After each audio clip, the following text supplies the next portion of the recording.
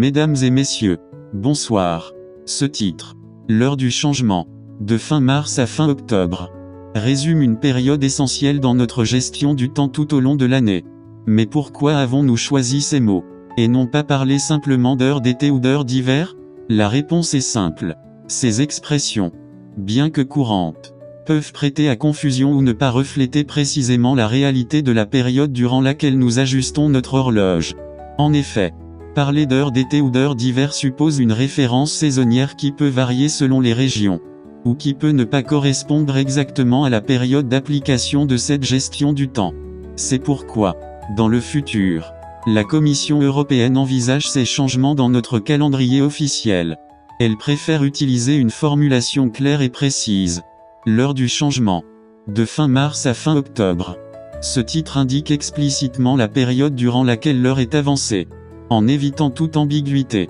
Il faut également noter que l'Union européenne cherche un moyen de contourner la disparition potentielle de l'heure d'été et de l'heure d'hiver, qui a été discutée ces dernières années. L'idée est de maintenir un système uniforme, pour éviter la confusion et simplifier la vie des citoyens. C'est pour cela qu'un titre comme celui-ci est pertinent. Il permet d'inscrire cette période dans un calendrier clair, tout en évitant de se heurter à ces débats sur la fin des changements saisonniers. D'après eux, ce choix de formulation présente plusieurs avantages.